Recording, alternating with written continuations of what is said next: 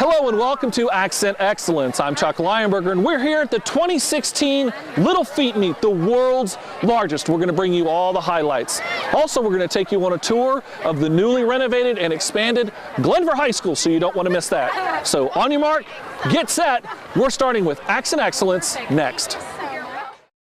A little soap and water can go a long way. When you wash your car in a driveway, the soap, oil, and grease can flow into storm drains and pollute our rivers and streams. Always try to wash your car on the lawn. This will allow the water to soak into the ground. If you have to wash your car in a driveway, make sure the water drains onto your lawn and not a storm drain. Use a biodegradable soap. Dump your wash bucket in your sink or allow it to filter through the grass. It's easy to keep your car and our waterways clean by doing the right thing. Hi and welcome back to Accent Excellence. We're at Northside High School and it's none other than the 2016 Little Feet Meet. Joining me once again, when you hear Little Feet Meet, you think of no one else but Sharon Shepard, coordinator of preschool here at Roanoke County Public Schools, and Little Feet Meet extraordinaire. We're back, it's Little Feet Meet! I love this time of the year! It is an awesome time of year. It's not just Virginia's biggest Little Feet Meet. No. Not there. No. Nation's biggest Little Feet Meet. No. Not big enough. No. This is the world's largest. You heard it right. The world's largest Little Feet Meet. Right here. This has got to be probably the best event all year long. I know I love being out here, and I know you do too. I look forward to this every year, and as soon as this is over, we start planning for the next one, getting ready for it and getting excited again. So talk about the planning, because it does take a lot of planning to make this torch lit. It does. It takes months of planning to get this ahead. We have 2 student coordinators here at Northside High School that we work with, and they are in the depths of the high school, working with the kids, getting them excited, finding more volunteers, pairing up with kids. They're working on the oath throughout the year. They're working on educating the students here at Northside on disabilities.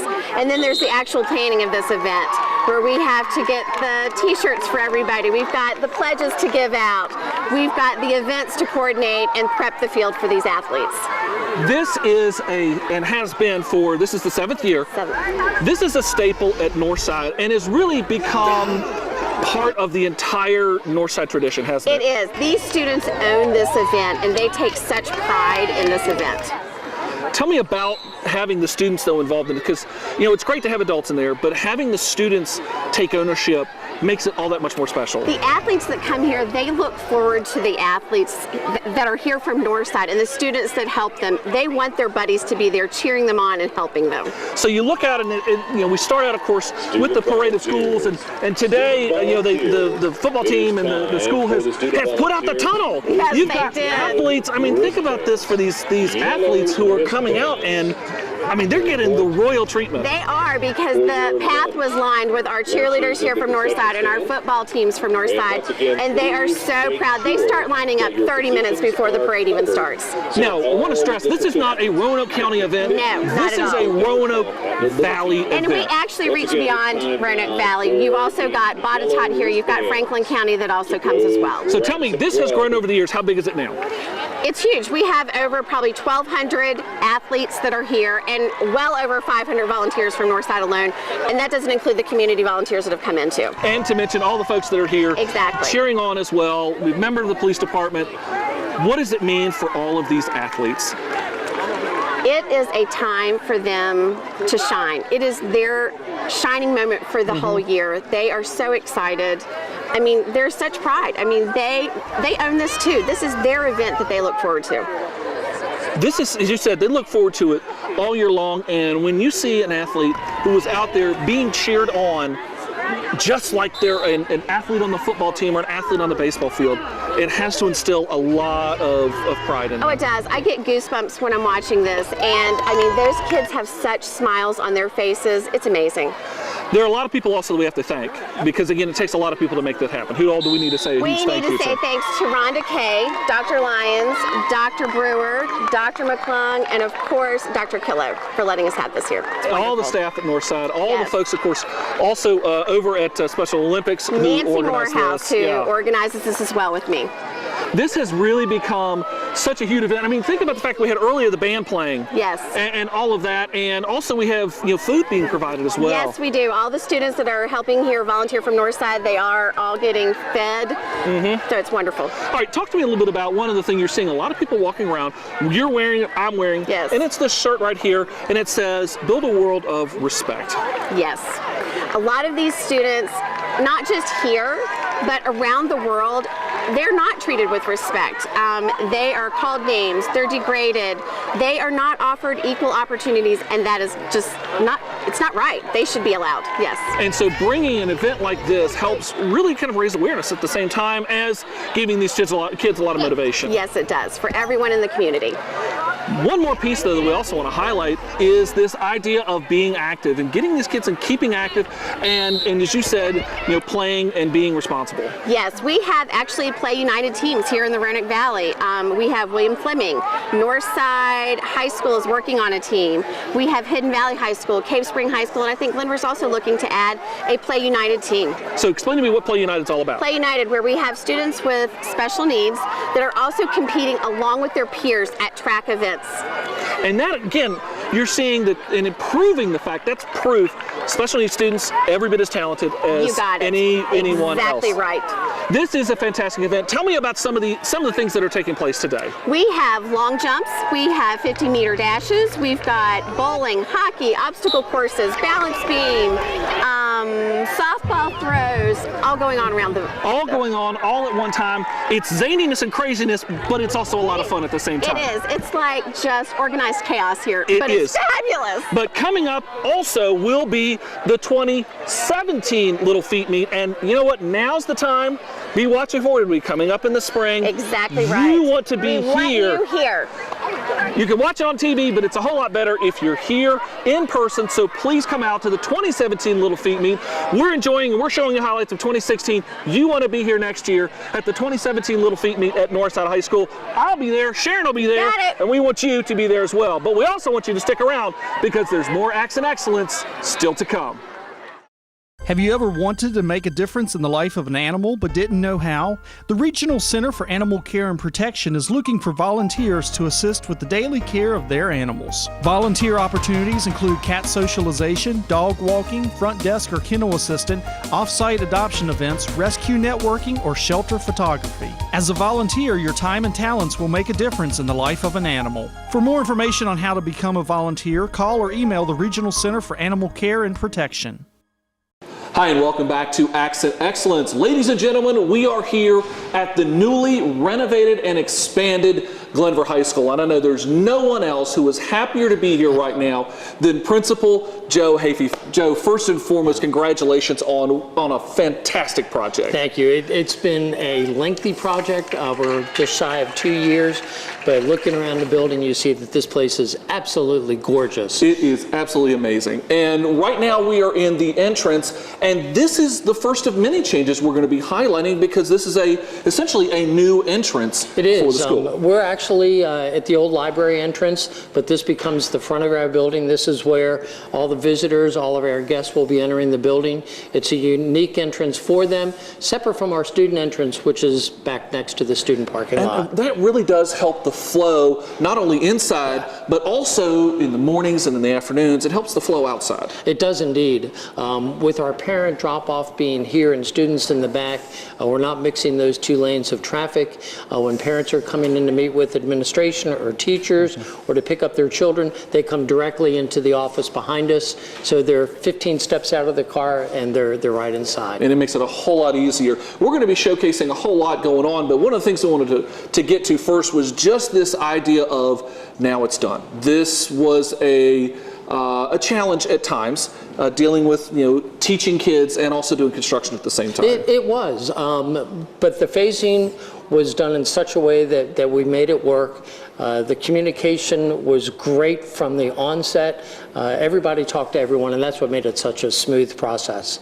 So, like I said, we've got a lot to take a look at. So we're going to get started. First here is the new administration area, and again, just a beautiful area. But most important, and this is something you're going to continue to see as we go through the whole school, you still see a lot of touches of the classic Glenver, including the Highlander here. Absolutely. This Highlander was made back in 1985. Actually, we have children of some of the makers of the stained glass that are going to school here now, so it's generational.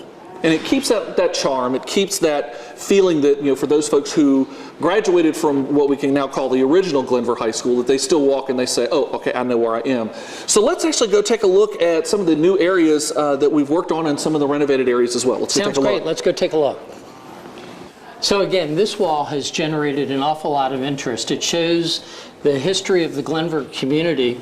And when you get here to this last photograph, this one has a special meaning to us. That's when the school opened back in 1966. You can see those three main entrance doorways and the lobby that's behind them. And as we move over here, that still exists, but it's been completely reconfigured. So we're continuing to retain that look and feel of classic Glenver and Highlander pride and Highlander tradition, even though we're now into a new space, into a newer school, and the staircases are still here that so many students recall and remember and Absolutely. Really beloved. This is a major gathering spot today. It was a major gathering spot 50 years ago. Kids really enjoy getting together here, having a little social time before classes start in the morning. It's a gathering spot in the afternoon.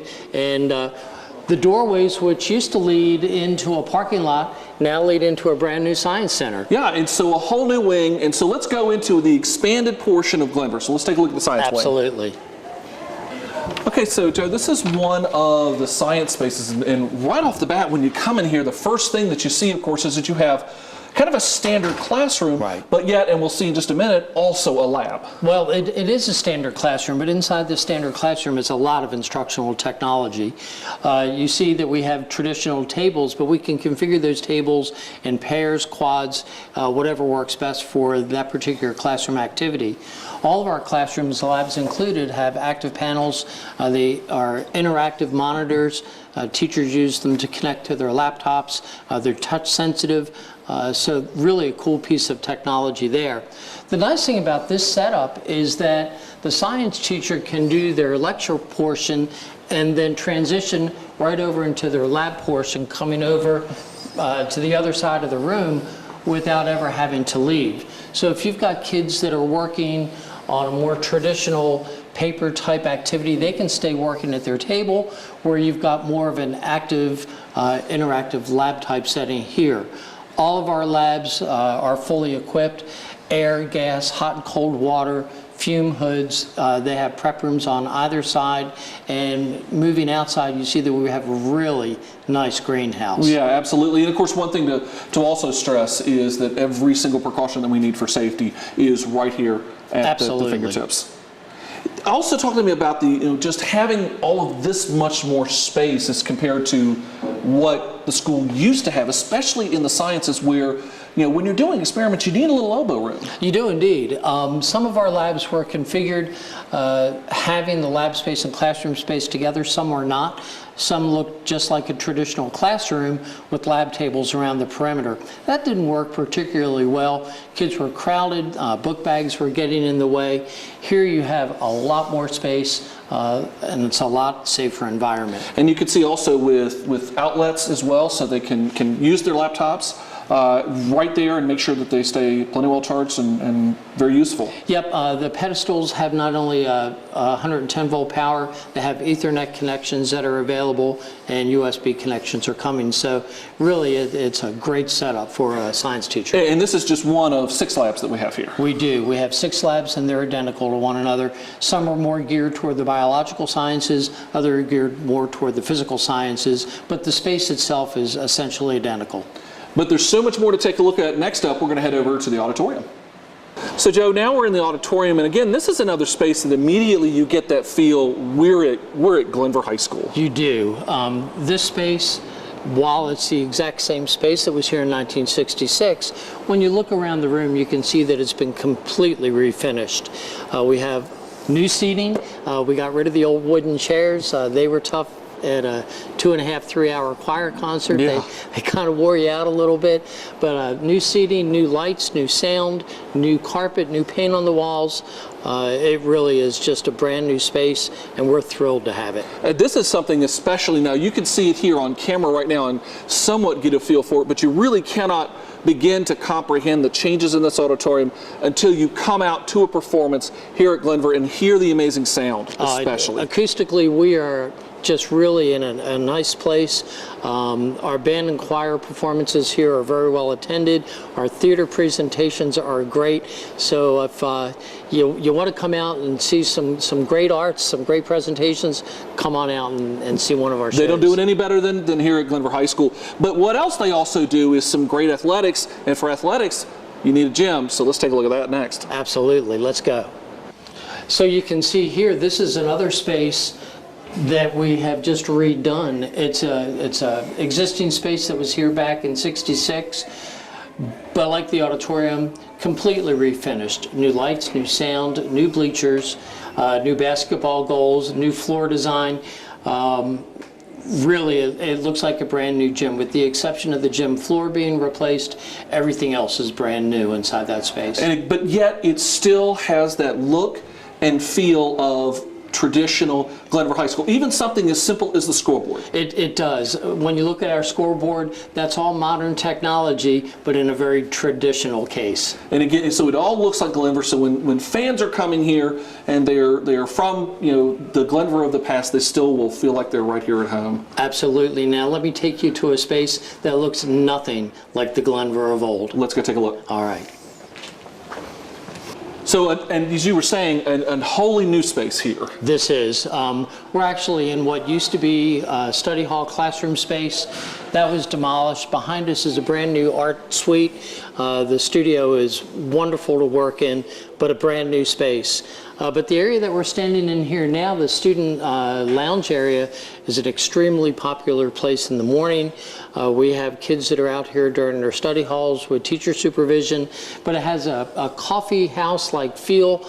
And people that come through, they say that it's like a community college, and I would have to agree. It's a very comfortable space, and our kids love it. And it's a fun space as well, and something that you can see, just over this way are the colored glass, and that's a motif that we're going to see a lot more as we continue our tour through the building. But here, I can see this definitely as being a very popular place both before school and after school as well. Absolutely. With this green and gold stained glass look, we've got it in all of our staircases. Depending upon the time of the day, the entire building is just bathed with green and gold light. And it really is impressive. In fact, let's go take a look at another area where that green and gold really shows up. We're heading to the Media Center. Okay, so Joe, now we're in the Media Center, and I'll tell you what, now this is an impressive space. It is, and this is all new construction that was added on to the backside of the building. In all, we have about 33,000 square feet of new construction as well. So while we were able to see some of the traditional Glenver spaces, this is a brand new space, and it's a wonderful space. We have, of course, the traditional media center, textbooks, research books, but over here, we were looking more at instructional technology, using computers to do our research in a very open floor type space. Yeah, because this is really kind of the research of the 21st century. While students will do some of their research by kind of the traditional paper book, most of it is going to be online now. Oh, absolutely it is, and they need to be able to work in an online environment. We do our virtual classes, online classes in this space as well. We have some collaborative space, some green screen areas in the rooms behind the offices. So we really do a lot in our media center, and our media specialists and assistants are just wonderful to work with. And one of the interesting pieces that we often point out here is this one table here. You don't see any computers there, but that's because it's designed for the students and their own laptops. Absolutely. With the one-to-one program, sometimes it's just easier for kids to work on their own machine. In other situations, they need a larger screen, or maybe they're doing two things at once and need to have access to two different sites. But all of this time, it makes students very, very hungry. And so students have to eat, and that's one more great space to feature, and yes, that's they do. The cafeteria. So we're going to go take a look at that next. Come on, let's go. So Joe, here we go. This is another brand new space, the cafeteria, and this one is rather unique because it serves in many respects not one school but two. It does indeed. The cafeteria space itself is for the high school side, but our kitchen does double duty. The ladies back there are preparing lunches for the high school as well as our middle school students next door. And this also, again, is another wonderful space for students, indoor space, and also, if the weather is right or if students are particularly hardy, outdoor space as well. They use that space all year long, regardless of the temperature. Our kids will bundle up and eat lunch outside regardless of how chilly it is. The cool thing about this room, we can fold these tables up. It's a great space for homecoming dances. We can do some unique things with the lighting, and it's just a very durable space with our concrete floors, easy to clean, lots of glass, lots of light, and some really good food behind us. Yeah, great space. I wish it was time to eat right now, but we've got one more place to look at, and we're going to take a look at the student entrance and exit. Let's go. So Joe, we've just taken a great tour around the facility, and stopping here, this is that student entrance that we talked about all the way at the beginning, and one of the nice pieces, both with the media center and with the cafeteria, these can be community spaces as well. Absolutely, and again, by design, we put these two spaces on the back side of the building so that when our community comes in to use these spaces, we've got plenty of parking for them out back. They've got nice spaces that they can utilize here, and they don't need to access the main portion of the building. I tell you what, it has been a wonderful renovation. We want to say a very special thank you to the staff, to the students, and to the entire Glenver community for all of their patience. I think the short-term pain is worth the long-term gain. Absolutely. It's a great space, and we're looking forward to the next 50 years. It's been a wonderful time. So thank you for taking us to our tour all around the newly renovated and expanded Glenver High School. But don't go anywhere. More Accent Excellence is coming up. People who are using heroin are not the typical destitute, marginalized persons, homeless in our society. This is not the profile of the typical heroin user today. Today, the typical heroin user is your neighbor next door. It is the young person who's going to high school. It is the young professional, and it is a growing problem. Hi, and welcome back to Accent Excellence. We're at Cave Spring Middle School, and joining me is 8th grade teacher Josh Dowdy. And Josh, we're wrapping up the school year, and we're wrapping up what I think is probably the first year of an exciting program that you've been doing in partnership with Breckenridge Middle School over at Roanoke City. It's called Be the Change. What's this all about? Well, Be the Change was an idea that began over the summer in a graduate school class I was taking. I was in a class in Charlotte with a group of folks that were from all different communities up and down the East Coast. It was a very diverse sociocultural class. And as I worked with those students, we worked face-to-face, and then we collaborated online on different projects. And that experience blew my mind as a student. So this year I started out with the 8th grade pre-AP English class, and I wanted to do something different, and I thought, hey, I want to give my students the same kind of experience that I had. So my friend Will Krause is an assistant principal at Breckenridge, and I called Will up and I said, hey, I got this idea for putting our students together, having them collaborate and communicate online to work on some common projects. What do you think? And he said, come on down. And so we met in his office and we started brainstorming ideas. We met with Miss Parker, the honors English teacher over there. And we just started kicking around ideas about how we could get our kids together, working together on projects, using online platforms and face-to-face meetings. And so that was how the idea came about. All right, so let's kind of walk through what exactly is going on here. So we've got students here at Cave Spring Middle School collaborating with students at Breckenridge Middle School, and let's talk about that collaboration, because it's not, as we did, it is online, but also we had many opportunities for face-to-face collaboration. Yes, so the goal was that it was three-tiered, okay? The first goal was that we wanted the students to have an intersectional experience to enhance their sociocultural awareness, their awareness of different communities within our community. So we wanted to put them together. The second goal was that they would be able to use both face-to-face and online platforms to complete projects. And the third goal, and this is where it gets into the project, was that they would use their oral and written communication skills to impact local change. So we started out and we had the students meet, and they engaged in some icebreakers where they just got to know each other. And then we had them research global agents of change, people that have changed our world. And so they met face to face, they planned their projects, and then they went to the home schools, completed the projects, but they communicated and collaborated online. And then it built to, okay, now that we know about global change, how can we impact local change? So we took those same groups, we had them pick an interest area based on their global agent of change, and we found local nonprofit organizations and mentors from those organizations to work with our students, one, to teach them about their organization and how they could become involved, and then they basically, the mentors became like an employer, and they said, create a commercial for us, for our organization, and then the students collaborated and worked together to create a commercial for nonprofits in our area like Angels of Assisi, Points of Diversity, Blue Ridge Women's Center, Roanoke Rescue Mission. So it was just a great experience for the kids. And very recently, we kind of held a capstone event where we brought everybody back together at the downtown Roanoke City Library and showcased many of the final products. First of all, I want to know your impressions of what these kids created. Okay, so that was the best part.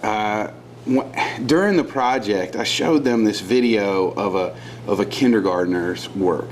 The kindergartner was drawing a scientific interpretation of a butterfly. And in the video, the kindergartner needed to receive feedback from his peers over and over and over again. So he did 6 drafts, but it was amazing the quality of the picture. It was all about drafting to create a beautiful work. And so when we began the projects and we began the commercials, they started out pretty rough, but with the feedback process, with the multiple drafts, the students were able to create commercials, and real commercials that were usable in our area. We made sure that they had the right timing on them, that they could be transitioned. We made sure that they were clear, that they had a targeted audience, that they knew the message that each organization wanted to get out there, and that was where the feedback from the mentors came in. So they had to think about their audience, think about their message, and they had to get out something that would grab people's attention, and that's how we impacted local change. It's been an exciting program. Looking forward to next year's? Absolutely. Well, it's been a lot of fun. Be the Change, again, impacting local change here in the Roanoke Valley, but also a great new collaborative idea between Roanoke County Public Schools and Roanoke City Public Schools. And I'll tell you what, congratulations on a great first year, and we look forward to a lot and more change to come through the Be the Change project. And we look forward to having you stick around, because there's more Acts and Excellence still to come.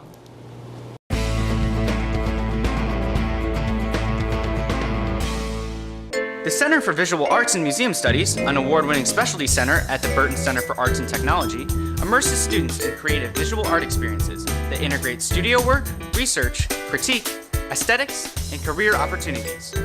Students are equipped with high-quality supplies to further their art education. In addition, students are also provided mentorship opportunities and interaction with artists, art galleries, and museums. Students will take AP Art their senior year, further improving their artistic talents. This 4-year program provides a valuable experience for aspiring artists. All right, folks, that's going to do it for this month's edition of Acts and Excellence. If you'd like to find out more about Roanoke County Public Schools, be sure to check us out online, and don't forget to like us on Facebook and Twitter. To the entire class of 2016, congratulations and good luck. I'm Chuck Lionberger. Thanks for watching, and we'll see you next time.